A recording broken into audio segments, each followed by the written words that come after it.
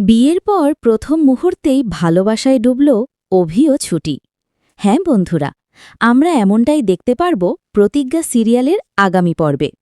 প্রতিজ্ঞা ধারাবাহিকের শুরুতেই দেখা যায় অভি ও ছুটির জীবনে অবশেষে এলো প্রতীক্ষিত মুহূর্ত, নতুন সম্পর্কের প্রথম রাত।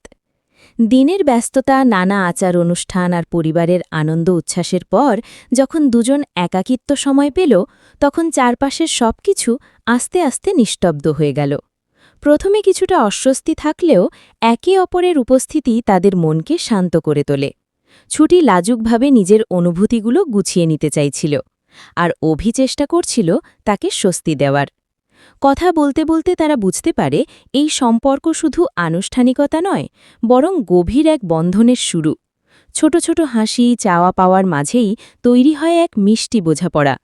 নিজের অজান্তেই তারা একে অপরের কাছাকাছি চলে আসে।